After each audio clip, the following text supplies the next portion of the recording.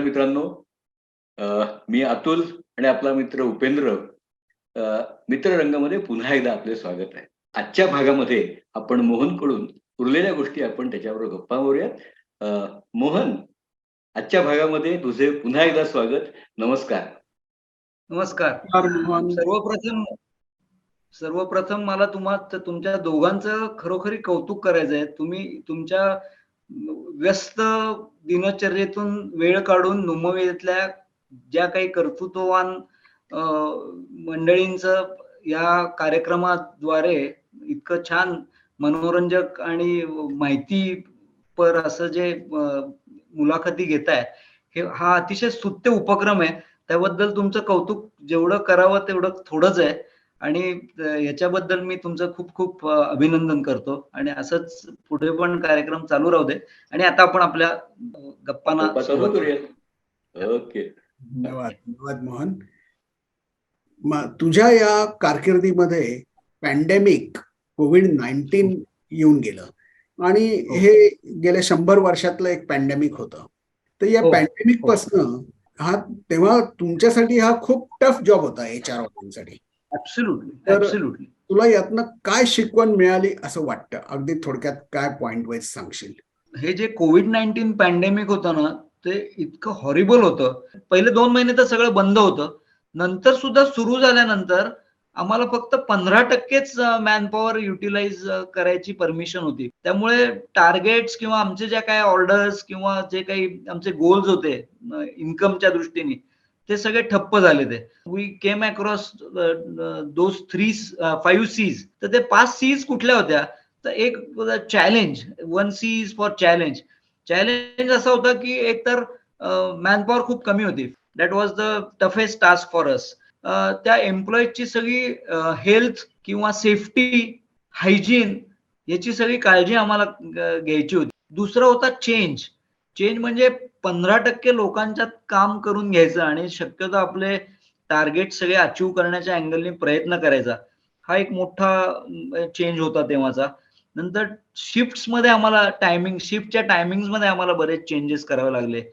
आम्हाला canteen facility बंद करावी लागली. युनिव्हर्सल प्रिकॉशन ज्या होत्या की टेम्परेचर गन्स त्या गेटवरच ठेवून त्यांचं प्रत्येकाचं टेम्परेचर चेक करायला लागायचं.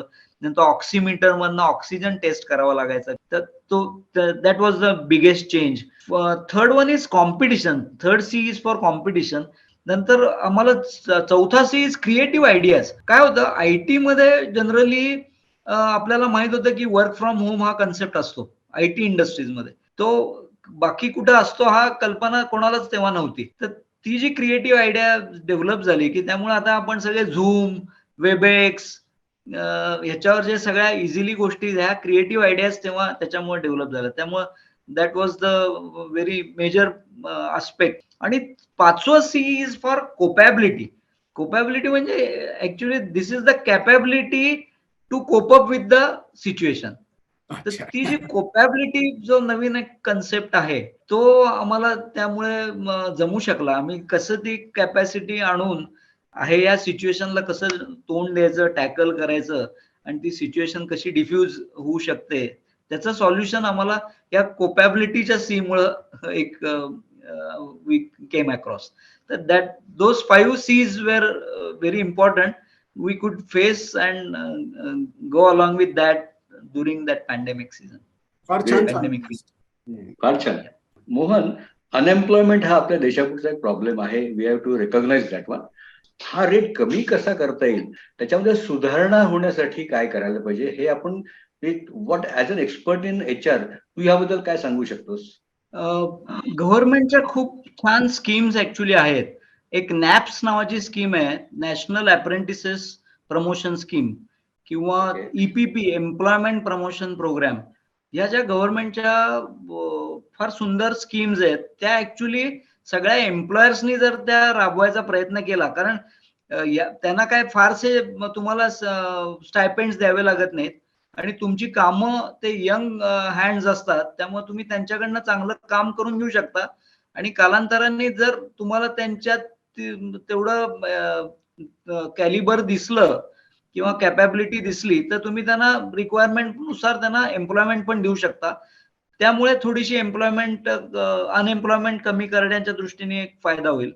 नंतर आपण जर एज्युकेशन सिस्टीम्स मध्ये काही चेंजेस आणले की त्यामुळे इम्प्लांट ट्रेनिंग किंवा अप्रेंटिसशिप ट्रेनिंग असं काही जर अजून इंजिनियर लोकांसाठी, डिप्लोमा होल्डर्स लोकांसाठी अभ्यासक्रमातच त्याच्या काही सुधारणा घडवून आणल्या तरी एक एम्प्लॉयरच्या दृष्टीने तो फायदा होईल, ऍज वेल अनएम्प्लॉयमेंट लोअर डाऊन करायला त्याची मदत होईल. गव्हर्नमेंटनी सेल्फ एम्प्लॉयमेंट साठी जरा असिस्टन्स दिला लोकांना आणि काही अशा जास्त चांगल्या फॅसिलिटीज दिल्या आणि काही नवीन डेव्हलपमेंट सुरू केल्या की बाबा तुम्ही या क्षेत्राकडे वळा, याच्यासाठी आम्ही ही सबसिडी देऊ, हे करू, त्यामुळं एक अनएम्प्लॉयमेंट कमी होऊ शकेल. एम्प्लॉयमेंट एक्सचेंजेस बरीचशी वाढवायला लागतील की त्यामुळे लोकांना एक ऑपॉर्च्युनिटी जॉबसाठी मिळेल. जर रुरल एरियात, जे फक्त अर्बन एरियामध्येच या सगळ्या डेव्हलपमेंट्स होतात, जर आपण रुरल एरियात सुद्धा काही जर ऑपॉर्च्युनिटीज डेव्हलप केल्या, इंडस्ट्रीज गव्हर्नमेंटनी काही सबसिडीज देऊन एम्प्लॉयर्सने जर काही नवीन तिथे उद्योग सुरू केले तर नॅचरली रुरल लोकांना पण एक उपजीविकेचं साधन, जॉब्स मिळू शकेल. सन ऑफ सॉइल म्हणून पण त्यांना तिथे ऑपॉर्च्युनिटी मिळेल जॉब करायची. त्यांना ट्रेन मोल्ड थोडंसं एफर्ट्स घ्यावे लागतील एम्प्लॉयरला, पण अनएम्प्लॉयमेंट कमी होण्याच्या दृष्टीने नक्कीच त्याचा चांगला फायदा होईल, हे नक्की. मोहन, आपण हल्ली बघतो यंग जनरेशन पटापट जॉब बदलतात. आता तू आणि मी एकेका कंपनीत 25-25, 30-30 वर्ष काढली, परंतु आताची जनरेशन आहे ती एक दोन वर्षात सारखी जॉब बदलते. तर याच्याबद्दल तुझं काय मत आहे? म्हणजे लॉयल्टी काही कंपनीशी राहतच नाही, म्हणजे त्याच्याकडनं कंपनीला काही आउटपुट मिळायच्या आधीच ती व्यक्ती तो जॉब सुरू केलेली असते. हा एक भाग. आणि दुसरा भाग सगळ्यात महत्वाचा, कॉस्ट ऑफ रिक्रुटमेंट मध्ये फरक पडतो. तर याच्याबद्दल you have rightly sed it की आजकालचं जनरेशन जे आहे ते एक तर हॉपिंग खूप करतात, त्यांना जॉब सारखे बदलायचा त्यांचा विचार असतो आणि त्यांना फॉर्च्युनेटली त्या ऑपॉर्च्युनिटीज पण मिळत आहेत. त्या IT सेक्टरमुळे किंवा सॉफ्टवेअर टेस्टिंग, मेकॅनिकल इंजिनियर्स असतील, इलेक्ट्रॉनिक्स इंजिनियर्स असतील, ते सगळं त्यांचं बेसिक जे शिक्षण आहे ते विसरून ते सॉफ्टवेअर टेस्टिंग मध्ये जातात, कारण तिकडे 4 पैसे जास्त मिळतात, ऑपॉर्च्युनिटी जास्त आहेत. त्यामुळे बेटर प्रॉस्पेक्ट साठी ही लोक जॉब सोडतायत आणि खरंच लॉयल्टी हा आस्पेक्ट फार त्यामुळे कमी झालाय. बेटर प्रॉस्पेक्ट हे जॉब सॅटिस्फॅक्शनच्या दृष्टिकोनातून की पैसा कमवायच्या दृष्टिकोनातून? पैसा कमवायच्या दृष्टीने. Job satisfaction, nobody is satisfied with any job assign to him. थोडंफार तुम्हाला ऍडजस्टमेंट कराव्याच लागतात प्रत्येकाला. कोणीच असं आपल्याला दिलेल्या असाइनमेंटवर कायम सॅटिस्फाईड असतो असं नसतं, जनरली स्पीकिंग. त्यामुळं हे त्यांना ऑपॉर्च्युनिटीज हे त्यांचा अप्रोच जास्त सॅलरीज मिळवण्यासाठीचाच असतो. तेच बेटर प्रॉस्पेक्ट त्यांना ते बघत असतात. त्यामुळे लॉयल्टी वरती फरक पडतो ना, त्याचा खूप फरक पडतो. त्यामुळे काय होतं, बेसिकली कुठलाही एम्प्लॉयर जेव्हा मी नवीन माणूस घ्यायचा विचार करतो कुठल्याही पोझिशनसाठी, त्याच्यासाठी मी तो खूप इन्व्हेस्टमेंट करत असतो. अगदी म्हणजे मी बेसिक सांगतो की वेकन्सी निघाल्यानंतर ते ऍडव्हर्टाइजमेंट द्यायची, त्याचे ते स्क्रीनिंग, स्क्रुटिनायझिंग, ते ऍप्लिकेशन करायचे. म्हणजे त्यात आपल्या तज्ञ लोकांचा बराच वेळ जातो ऑफिस मधल्या, ते सगळं करायचं, त्यांना कॉल लेटर्स पाठवायची, इंटरव्ह्यूज कंडक्ट करायचे, त्याच्यासाठी खूप वेळ द्या. म्हणजे टाइम इज मनी. त्यामुळे अगदी प्रत्येक गोष्ट त्याच मनी फॉर्म मध्येच तुमचं लॉस होतोय असं नाही, तर वेळेचा तो वेळ त्याला त्या ऍक्टिव्हिटीसाठी जास्त द्यावा लागतो आणि मग नॅचरली ती कॉस्ट आपली जाते. आणि नेहमी असा प्रश्न येतो की मी सपोज एखादा माणूस मला एम्प्लॉय करायचा आहे माझ्या इथे, त्याची जर स्टॅबिलिटी फारशी नसेल आधीच्या त्याच्या प्रिव्हियस एम्प्लॉयमेंट्स मध्ये, तर मी पण हेजिटेट होतो. Even if he has got that calibre, मी विचार करतो की अरे हा माणूस माझ्याकडनं पण 6-8 महिन्यात किंवा वर्षभरात निघून जाणार असेल, तर Y I should give him the employment. हा आस्पेक्ट प्रत्येक मॅनेजमेंट करत असते आणि ते घातक आहे ऍक्च्युली. म्हणजे माझं तर असं म्हणणं आहे की मिनिमम 3 वर्ष तरी प्रत्येकाने त्या ऑर्गनायझेशन मध्ये करावं काम. That is always beneficial for him as well as for the management, कारण तो त्याच्यासाठी खूप इन्व्हेस्टमेंट करत असतो. त्यामुळे बरोबर. त्याचा पण विचार आपण एम्प्लॉयरचा पण विचार करणं तेवढंच गरजेचं आहे. They should refrain from such type of things, पण असं मला वाटतं. म्हणजे बरोबर आहे. म्हणजे मोहन, आता असं मला आपल्या चर्चेवरून असं वाटतंय की for management when we are sitting in HR chair, आपल्याला हो. टॅलेंट ऍक्विजिशन किंवा हो. टॅलेंट रिटेन्शन आणि टॅलेंट हो. नर्चरिंग या गोष्टी आता हो. चॅलेंजिंग होत चालल्या आहेत. तर ह्या Correct. बाबतीत खूप चॅलेंजिंग आहे असं मला वाटतं. तुझं काय मत आहे? नाही, नक्कीच चॅलेंजिंग आहे. हा अतिशय डिफिकल्ट हर्क्युलियन टास्क आहे. Actually it's very difficult task. Basically performance linked incentive या लोकांना दिले, किंवा आपण म्हणूया त्याला रिवॉर्ड अँड रेकग्निशन, यामुळे सुद्धा खूप फायदा होतो. त्याने त्यांचं परफॉर्मन्स मॅनेजमेंट सिस्टीम थ्रू त्यांचं गोल सेटिंग करून, परफॉर्मन्स रिव्ह्यू करून, त्यांनी जर खरंच चांगलं काही काम केलेलं असेल तर त्याला आपण रिवॉर्ड देणं, ते वन टाइम हे असेल किंवा बोनस. सॅलरी राईज तुम्ही देऊ शकाल, असं काही इन्सेंटिव्ह सिस्टीम सुरू केली. किंवा असं पण होऊ शकतं की तुम्ही त्यांना वेगवेगळ्या ठिकाणी इंडियात ॲज वेल ॲज अब्रॉड काही ट्रेनिंग ऑपॉर्च्युनिटी असेल तर त्यात त्यांना पाठवलं, तर त्यांना काही चांगले परक्विजिट्स दिले या फॉर्म मध्ये सुद्धा, नॉट ओन्ली मॉनिटरीली पण नॉन मॉनिटरीली पण सुद्धा, असं जर काही त्यांना अव्हेन्यूज असतील आणि आपण त्यांना ऑपॉर्च्युनिटी दिली, तर I think this would help to retain people talent with us. आणि if you provide them good facilities, आणि माझं एक असं HR म्हणून मला सांगावं वाटतं की if at all we are able to keep that particular person with us for first year, तो तुमच्या बरोबर जास्तीत जास्त काळासाठी राहू शकतो. मग माझ्या मते 2-3 वर्ष तर नक्की आपल्याला त्याला ग्रो करायला ऍज वेल एज आपले पण ऑर्गनायझेशन ग्रोथ व्हायला it is very essential. Mohan, हे बिझनेस इथिक्स फाउंडेशन हे काय भानगड आहे? बिझनेस एथिक्स फाउंडेशन हे ही पुण्यातली संस्था आहे. ही 12-13 वर्षापूर्वी सुरू झाली आहे.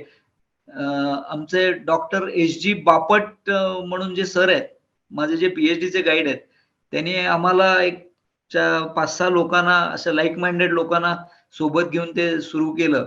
आणि I am also the founder member of that business ethics foundation. ते आमचे गुरु आहेत. आम्ही सगळ्याच बाबतीत त्यांना कायमच रिस्पेक्ट देत SG आलो. बापट म्हणजे BMCC मध्ये जे प्रोफेसर होते ते?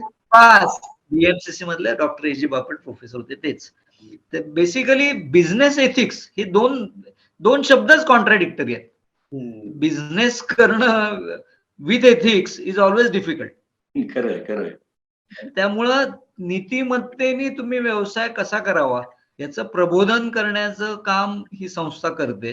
आणि हे कसं सुरू झालं, बेसिकली एक पॉलीहायड्रॉन नावाची एक बेळगाव मधली कंपनी आहे, अतिशय फेमस कंपनी आहे. त्याचे ओनर सुरेश हुंद्रे म्हणून, त्यांनी इतकं सुंदर ती ऑर्गनायझेशन चालवली, एथिकली चालवली. त्यांनी कधीही कोणालाही गव्हर्नमेंट ऑफिसेस मध्ये ब्राईब दिली नाही, कोणालाही काही न देता रेग्युलरली इन्कम टॅक्स भरून, असं त्यांनी इतकी सुंदर ती ऑर्गनायझेशन अजूनही चालली, जोरात आहे ती ऑर्गनायझेशन. तर हे जे एथिकली तुम्ही वागणं जे गरजेचं आहे, जी नीतिमत्ता तुम्हाला ऑर्गनायझेशन चालवण्यासाठी पाहिजे, की ज्यामुळे बरेच फायदे होतात, त्याच्यासाठी त्याच्या संदर्भातलं प्रबोधन करण्याच्या दृष्टीने आम्ही ही संस्था बापट सरांनी आणि त्यांच्या कॅप्टनशिप खाली किंवा नेतृत्वाखाली आम्ही हे चालवतो. आणि त्यात आम्ही दरवर्षी वेगवेगळे नॅशनल लेवलवरचे सेमिनार्स घेतो. मग त्यात एथिक्स इन लॉज किंवा एथिक्स इन मेडिकल फील्ड, असे 5-6 जण एकत्र आणून HR मधले एथिक्स पाळणारे, असे आम्ही दरवर्षी असे 5-6 चांगले डॉक्टर लोक, वेगवेगळ्या फील्ड मधली, रेडिओलॉजिस्ट, डर्मॅटॉलॉजिस्ट, गायनेकॉलॉजिस्ट, असे एकत्र आणून असं एक आम्ही गेले 10-12 वर्ष हे ऍक्टिव्हिटी करतो. इव्हन आम्ही एक मोठा प्रोजेक्ट केला होता, एथिक्स आम्ही लोकांकडनं समजून घेतलं, स्टुडंट्स, कॉर्पोरेट्स आणि टीचर्स, अशा 3 याचं आम्ही मध्ये सर्वे केला होता. आम्ही त्याचं प्रेझेंटेशन वसंत व्याख्यानमालेत केलं होतं, which is the most prestigious forum, which was really very beneficial for academics as well as for employers, corporates, आणि मुलांचं काय विचार आहेत एथिक्सच्या बाबतीत, हम्म. त्यांनी कसं, आणि त्या एका ठराविक एज मध्ये ते रुजलं तर मग पुढे ते कायमचं त्याचे रिझल्ट इन लॉंग रन चांगले मिळतात. त्यामुळे आम्ही तो बरोबर. मुलांपासून, कॉलेजमधल्या स्टुडंट्स पासून तो शिकवून ॲज वेल एज सर्वे करून ते सगळं त्यावेळेला केलं. आणि हीच ऍक्टिव्हिटी आमची जोरात चालू आहे. Very good, very good. Mohan, तू लिखाणही केलंयस. तुझी अनेक हो. पुस्तकं प्रसिद्ध झाली आहेत आणि काही पुस्तकं तू अनुवादित केली आहेस. तर त्याच्याबद्दल आम्हाला जरा ऐकायला आवडेल. पियर्सन एज्युकेशन नावाची एक दिल्लीतली मोठी ऑर्गनायझेशन आहे.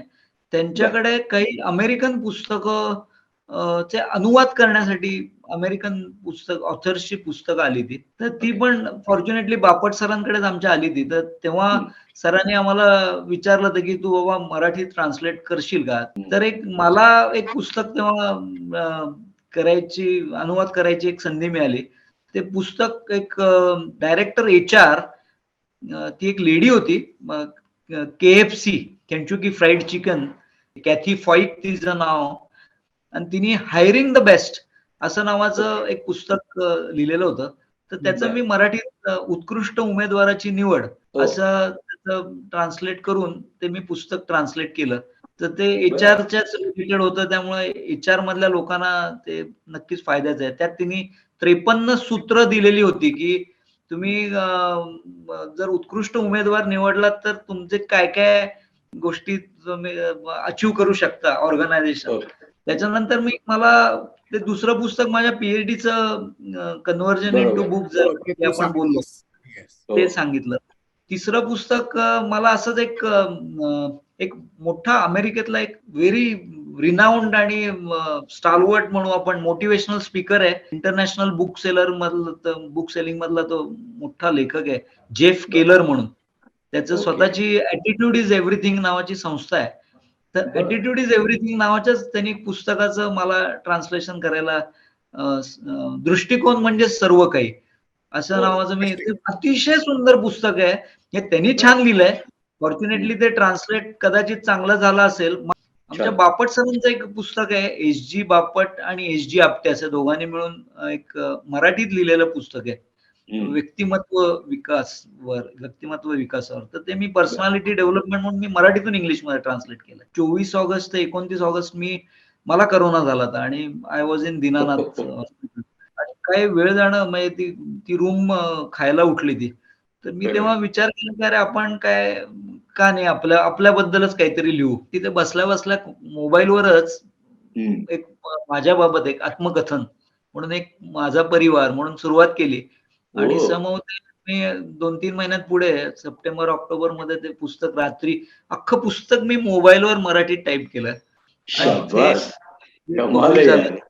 आणि जरा विसावून ह्या वळणावर असं नावाचं मी ते एक आत्मकथन मी लिहिलंय. मला आवडेल तुम्हाला ती प्रत द्यायला. नक्की. मोहन बरोबरच्या आपल्या गप्पा तर सॉलिड धमाल चालल्याच आहे. आपल्या बरोबर त्याचे कुटुंबीयही आलेले आहेत.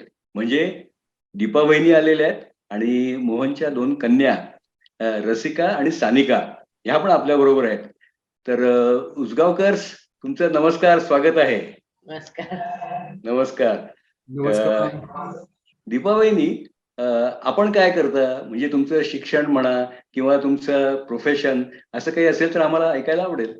नाही, मी पूर्ण हाऊसवाईफ आहे. मी काही तसं हे करत नाही, मी फक्त घर बघते. बीकॉम आहे, मोठा जॉबच आहे तो, एक मोठा प्रोफेशन आहे. Very good, very good. मी घर बघताय म्हणून मोहन एवढ्या उड्या मारू शकला. हे अगदी खरं आहे, हे अगदी खरं आहे. आणि रसिका, तू काय करतेस? मी आर्किटेक्ट आहे. मी पुण्यातच आर्किटेक्चर BArch केलं.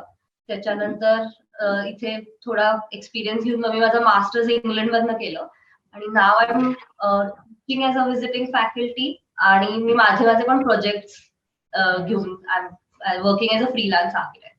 आणि सानिका? मी माझं MBA HR केलं. माझा 4.5 years ऑलमोस्ट HRचा एक्सपिरियन्स आहे. करंटली मी SAP HR सर्टिफिकेशन केलं, सक्सेस फॅक्टर आणि SAP. So now I am working as a software engineer in Tech Mahindra. बर, म्हणजे तुझ्या वडिलांच्या पावलावर पाऊल चाललीस की तू? ट्राय करतेय. Good good good. आता दीपा वहिनी, तुम्हाला एक विचारायचंय की हा. मोहन हा म्हणजे अगदी HR कोळून प्यालेला माणूस आहे, पण घरामध्ये तो म्हणजे HRचा बॉस असतो का आपले जसे आपण निगोसिएशन्स करतो तशा काही निगोसिएशन्स वगैरे होतात? नाही तसं काय बॉस बीस काही नाहीये. घरात काय बॉस असं नसतात. म्हणजे घरातले बॉस तुम्ही का? ते पडतात ते आमच्या घरात एकटे ते पडतात. पडतात आमच्या तिघींच्या आम्ही मध्ये. तिघी असेच ते एकटे असं आमच्या घरात असतं हल्ली. आणि मी बाहेरच्या युनियन व्यवस्थित हँडल करू शकलो, इथली युनियन मात्र मी खूप कमी आहे त्या बाबतीत. ते आमची युनिटी तोडू शकत नाहीयेत. म्हणजे असं म्हणतात ना की एखादा माणूस म्हणतो की I am boss of this office and I am boss of this house but I have permission to say so, तसं आहे. That's right. मला आता फॅमिली सगळं कुटुंब इथं आहेच आहे, तर मला या वेळेला असा प्रश्न विचारायचा आहे मोहन, की तुला अनेक मान सन्मान मिळालेले आहेत, अनेक अवॉर्ड्स मिळालेले आहेत, तर त्याच्यापैकी काही महत्वाचे तू उल्लेख करशील? नाही, माझ्या दृष्टीने जे मिळालेत मला काय जे पुरस्कार ते सगळे तितक्या तेवढ्याच महत्वाचे आहेत. पण तरी त्यातून जर सांगायचं झालं तर मला टेबल टेनिस मधलं जे Maharashtra state table tennis association कडनं जे एक्सलन्स अवॉर्ड मिळालं, जे बरं. डॉक्टर श्यामभाऊ मुजुमदार सरांच्या हस्ते मिळालं, ते मला जास्त महत्वाचं वाटतंय. ग्लोरी ऑफ इंडिया नावाचं एक जे अवॉर्ड होतं ते मला थायलंडला मिळालं. त्यात माझं basically academics, social work, sports असे सगळे त्यांनी ऍट्रिब्यूट्स लक्षात घेऊन ते मला दिलं होतं. इंडियातल्या 25 लोकांना दिलं होतं ते, all over इंडियातलं.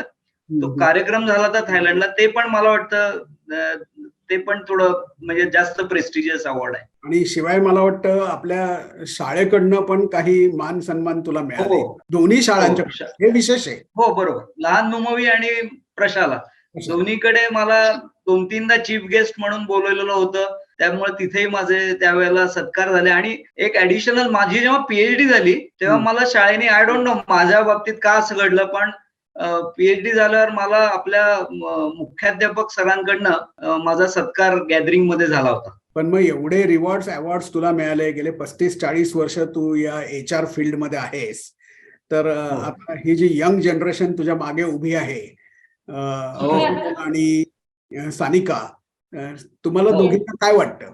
I think HR साठी म्हणजे बाबा, you need patience to deal with people, म्हणजे तो त्यांच्याकडे खूप आहे. आणि बेसिकली आय थिंक सगळ्यात मोठा त्यांचा प्लस पॉइंट किंवा advantages, he is very social. ते कोणाशीही बोलू शकतात, कितीही वेळ बोलू शकतात, आणि ते इतकं सहज होतं, म्हणजे the conversation flows very easily. त्यांना असे कष्ट नाही घ्यावे लागत for a conversation. He has a great relationship with आमच्या दोघींच्या फ्रेंड्स बरोबर पण. त्यामुळे आय डोंट थिंक त्यांना असा कधी प्रॉब्लेम येतो की आता ह्या व्यक्तीशी काय बोलू किंवा त्या व्यक्ती, ते कोणाशीही कितीही वेळ बोलू शकतात. आणि I think that is the advantage, because म्हणजे HR मध्ये त्यांना hard core HR person, so म्हणजे तुमच्यामध्ये बरं का रसिका आणि सानिका, तुम्हाला तुमच्यामध्ये जनरेशन गॅप तुम्हाला काही आढळत नाही असं वाटतंय? Is it so? म्हणजे गप्पा मारताना नसते, पण काही थॉट प्रोसेस आहे. ते असणारच आहे आणि ते जेवढं पाहिजे करतोच. आणि बेसिकली म्हणजे त्यांचं ऑफकोर्स त्यांना 8 डिग्री, त्यामुळे त्यांनी आम्हाला पण एज्युकेशनच्या बाबतीत खूप सपोर्ट केलाय. अजूनही करतात. म्हणजे आताही ते आमच्या मागे PhD करावी असं. So he is very supportive, आणि ते आम्हाला कायम एन्करेज करत असतात टू डू डिफरंट थिंग्स. या दोघींबद्दल मला सांगायचं म्हणजे त्या अतिशय सालस दोघी मुली आहेत. आणि रसिकाचं तर आर्किटेक्चर झालंच आहे, पण तिचं कथ्थकच्याही 6 परीक्षा झाल्यात, ते एक झालं. आणि सानिकाच्या पण जर्मनच्या 5 लेवल्स कम्प्लीट झाल्यात. Both the daughters are multi talented. बरोबर. पण एक गोष्ट मला नक्की अजून सांगायची मोहन तुला, अरे तू उत्तम गायक आहेस, 200-250 गाणी तुझ्या नावावर रेकॉर्डेड आहेत. मग आता अशा प्रसंगी तू एक गाणं नाही म्हणणं तर कसं यार? चलो एक आमच्यासाठी एक गाणं होऊन जाऊ दे, कमॉन. मी उत्तम गायक काही नाही, मी अमॅच्युअरच आहे अजून, पण मी तो छंद जोपासलाय आणि त्यातनं मला खूप आनंद मिळतो. त्यामुळे मी ते गाणी खूप, आता करोनामुळे एक चांगला चान्स मिळाला, त्यामुळे मी बरीच गाणी रेकॉर्ड करू शकलो. तर तुम्ही 2 जण मला एवढी रिक्वेस्ट करताय म्हणून मी एक प्रयत्न करतो. आज देवानंद साहेबांचं आज डेथ अॅनिव्हर्सरी आहे, तर त्याच्यासाठी मी त्यांच्यावर चित्रित झालेलं एक गाणं म्हणण्याचा प्रयत्न करतो. जरूर जरूर. फूलों के रंग से दिल की कलम से तुझको लिखी रोज पाती, कैसे बताऊं किस किस तरह से पल पल मुझे तू सताती, तेरे ही सपने लेकर के सोया, तेरी ही यादों में जागा, तेरे ख्यालों में उलझा रहा यूं जैसे कि माला में धागा। हाँ, बादल बिजली चंदन पानी जैसा अपना प्यार लेना होगा जन्म हमें कई कई बार। हाँ, इतना मदिर इतना मधुर तेरा मेरा प्यार लेना होगा जन्म हमें कई कई बार. वा वा वा वा वा, ग्रेट. क्या बात आहे. थँक्यू. फार छान फार छान, मजा आली. तुम्ही सगळेजण आमच्या बरोबर आलात, आमच्या चॅनेलसाठी, आपल्या मित्ररंगासाठी तुम्ही प्रेमापोटी आलात, वेळ काढलात, त्याबद्दल मी आणि उपेंद्र आपल्या दोघांचे अतिशय आभारी आहोत.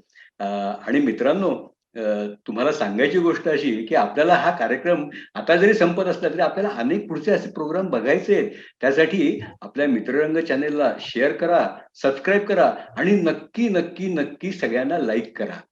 तोपर्यंत धन्यवाद. पुन्हा भेटूया. धन्यवाद. Thank you so much. Thank you. तुम्ही आम्हाला जी दोघांनी मिळून संधी दिलीत त्याबद्दल आम्ही तुमचे खूप खूप आभारी आहोत. थँक्यू. धन्यवाद. Bye. धन्यवाद मोहन. धन्यवाद सगळ्यांना.